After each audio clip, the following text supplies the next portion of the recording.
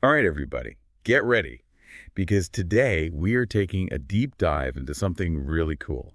We're talking all about consumer behavior, but here's the twist. We're looking at it through the lens of evolutionary psychology. We're going to unpack some excerpts from Gad Saad's book, The Consuming Instinct. You guys know it's a favorite around here to figure out the real WHY behind our buying habits. Get ready for some serious aha moments, trust me. You know what's great about Saad's approach? He goes way deeper than those surface level explanations. Like, oh, men like sports cars because, well, they're fast. It's way more nuanced than that. He's saying that our desires as consumers today are actually rooted in, get this, our evolutionary past. It's not about making excuses for our behavior, but more like getting a deeper understanding of why we are the way we are. So it's like, I can't blame my genes for buying all these shoes. It's not quite that simple. It's more about recognizing how the things our ancestors had to deal with, like finding food, attracting a mate, surviving all of those primal instincts, they actually show up in the choices we make today, even if we don't Oh. even realize it. And you know what? Saad takes it even a step further. He actually says that choosing a partner is a form of consumption. Wait, hold on. Choosing a person is like, what, picking out a new TV? That's a bold statement. Think about it for a sec. People present themselves like they're the ultimate product, right? They use everything, their clothes, their car, their accomplishments, you name it. Even social media, it's all about attracting a mate. So really, it's all just marketing, just on a much deeper evolutionary level. Whoa, mind blown. So you're saying that fancy car isn't just about getting around town, it's actually sending a signal. This is wild. I'm already seeing the world differently, and we're just getting started. But it gets even crazier, right? Saad says that even watching a movie is a form of consumption. 100%. Think about it. We consume everything, stories, music, art, and all of that stuff. It actually reveals a lot about what it means to be human. Our fears, our desires, stuff that's been around for centuries. Okay, so that rom-com I watch every weekend, the one with the cheesy ending, that's tapping into something primal, even if it is totally predictable. You got it. And let's not forget about gift giving. Saad connects that back to our evolutionary past, too. Survival instincts like sharing food and those elaborate courtship rituals. That actually explains a lot about why picking out the perfect gift can be so stressful. It's not just about finding a nice sweater. It's like sending all these subliminal messages about how much you care. Man, holiday shopping just got a whole lot more complicated. Right. It's a lot to unpack. But before we go any further, we got to address the elephant in the room here. People criticize evolutionary psychology, saying it ignores how important culture is, like we're all just puppets being controlled by our genes. Yeah, I've totally heard that before. It's like, come on, you're telling me my love for K-pop is programmed into my DNA? Please. And that's where the idea of interactionism comes in. Saad makes this awesome analogy about baking a cake. You need ingredients, those are like our genes, and then you need the recipe, which is like the influence of our culture. So it's not one or the other, it's both. Like you need flour and sugar and a hot oven to make it all work. Exactly. But here's the kicker.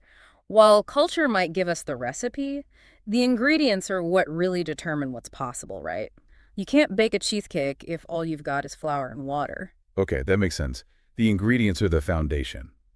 Can you give me a real-world example of how biology sets those limits? Like how it plays out in different cultures? Okay, let's think about standards of beauty. What people find attractive definitely varies all over the world, right? But there are some things that are universally appealing. Like symmetrical faces, almost everyone agrees they're just more attractive.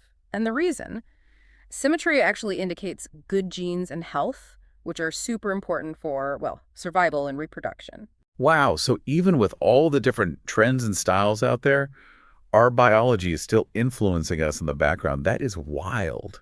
Right. And it gets even cooler when we look at specific examples of consumer behavior through this lens.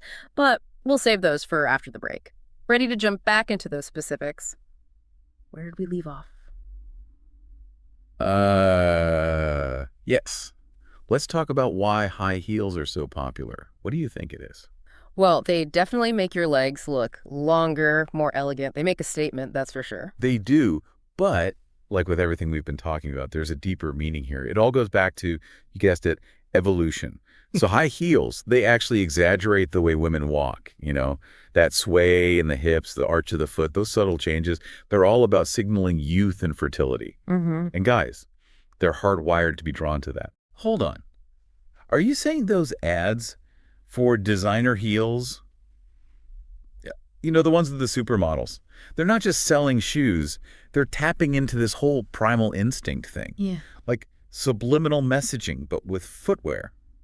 It makes you wonder what else is going on beneath the surface. You see, you're getting it. It's everywhere. Think about it. When do you see high heels the most? Pornography. Beauty pageants. Contexts where the whole point is what? Attracting men. It's not exactly subtle when you think about it that way. It's really interesting connection. I never thought about it that way, but it makes so much sense. Okay, let's talk about another example. Something else that seems pretty random on the surface. Engagement rings. Are you telling me those sparkly diamonds are tied to our evolutionary past too? Absolutely. Remember what we were saying about costly signals? That's exactly what an engagement ring is, especially a diamond one. It's a man's way of saying, hey, I'm all in, this is the real deal, and it's not easy to fake. From an evolutionary perspective, that kind of grand gesture, spending a ton of money on a shiny rock, that shows commitment. It says this guy has resources and he's willing to share them, which are super attractive qualities to potential mates. So those diamond commercials with the sweeping music and the whole forever and ever vibe, they're not just selling jewelry, are they? They're tapping into our deepest desires for security and commitment, the whole fairy tale ending we're all looking for. You nailed it. But hold on. It's not just women who are influenced by these ancient drives. We see it in marketing to men all the time. Just think about how often products, especially those targeted towards guys, are all about taking risks and being adventurous. It's true. I'm picturing all those commercials with guys bungee jumping, racing motorcycles, that kind of thing. They're selling a lifestyle, not just a product. Exactly. And there's a reason for that. Men are biologically more likely to take risks. It's in our DNA. It goes back to those primal instincts to compete, to stand out from the crowd, to prove their worthiness to potential mates. So those commercials are basically a modern-day version of like a tribal mating ritual. But instead of fighting off wild animals, it's about who has the fastest car or makes the riskiest investment. You could say that. It's fascinating, isn't it? Seeing how these ancient drives are still so relevant in our modern world. But here's the thing. While this evolutionary perspective can explain a lot of positive behaviors, even some funny ones, it also sheds light on how easily our instincts can be manipulated. It's like those tempting offers that are designed to make us act against our own best interests. This explains those too. Wait, really? I thought understanding our evolutionary past was supposed to help us make better choices. Oh, it absolutely can. But it's all about awareness, right? Once you understand the WHY behind those tempting offers, you can start to recognize when someone's trying to play you. Think of it like having a superpower. You can see right through all the marketing tricks and make smarter decisions. Okay, that makes me feel a little bit better. But I need an example. How can we use this knowledge to our advantage? Give me something concrete. Let's talk about self-help books for a minute. They're everywhere, right? And they all promise to fix your life. But here's the thing. They often fall short. You know why. They tap into that deep desire we all have for easy solutions to complicated problems, especially when it comes to stuff like relationships and finding happiness. So what you're saying is, these books, even if they have good intentions, they might accidentally be taking advantage of our evolutionary weaknesses. Exactly. Saab calls them hope peddlers, which I think is brilliant. It's like they're preying on our deepest desires for love and belonging, even if their advice isn't always realistic. Hope peddlers. I like that. That's going right in my vocabulary. So how can we avoid falling for these tactics? How do we know who to trust? It all comes down to being a little bit skeptical. When something seems too good to be true, it probably is. Look for substance, Does it offer a quick fix? Or does it encourage real lasting change? Because real change, it takes time and effort. So it's about being a discerning consumer, not just of products, but of information and ideas too. You got it. It's about realizing that our evolutionary past, while fascinating and all, doesn't have to control our present or future. We get to choose. This is blowing my mind. We've talked about everything from high heels to hope peddlers, and I feel like we've just scratched the surface of how much evolutionary psychology influences our lives. What's the biggest takeaway here? It's interesting, isn't it? We often think about evolution as something that happened a long, long time ago. But the truth is, it's still shaping our behavior in countless ways, even when it comes to something as seemingly simple as buying a cup of coffee or choosing a new outfit. That's what's so fascinating about all of this. It's like once you see those evolutionary threads, you can't unsee them. They're everywhere.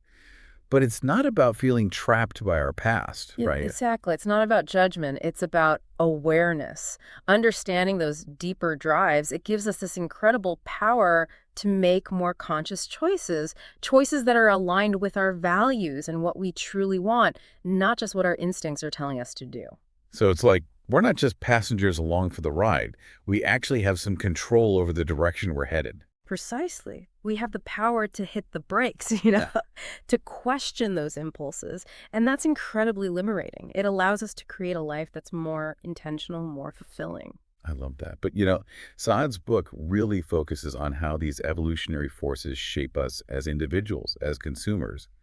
But I can't help but wonder, could this perspective also shed some light on those bigger societal trends? Like the rise of fast fashion, our obsession with having the latest gadgets, the whole keeping up with the Joneses mentality. What do you think? Absolutely. That's where it gets really interesting. All of those trends you just mentioned, they're all driven by those deep-seated desires for status and belonging. Think about it. We want to be seen as successful, as part of the in crowd. It's hardwired into us. It's like that primal need to fit in with the tribe is still alive and well, even if the tribe is now online and the price of belonging is a new phone every year. It's a lot to unpack, that's for sure. It is. But here's the good news. Once we start to recognize those patterns, those underlying drives, we can start to make different choices. Choices that are driven by our values, not just by those ancient instincts. So how can our listeners take all of this amazing information, this new perspective, and actually apply it to their lives? What's the first step? The most important thing is to cultivate awareness. Just start paying attention to those moments when you feel that urge to buy something you don't need or to compare yourself to others online.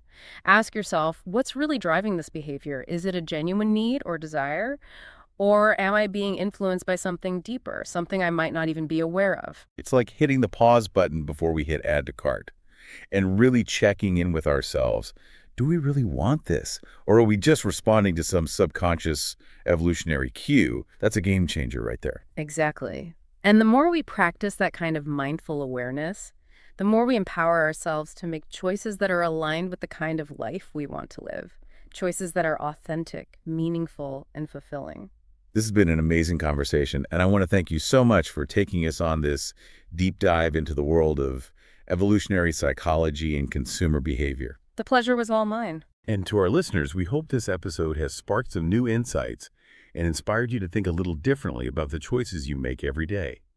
Remember, knowledge is power, and understanding the why behind our behavior is the first step toward creating a more fulfilling and intentional life. Thanks for joining us on this deep dive, and we'll catch you next time for another fascinating exploration.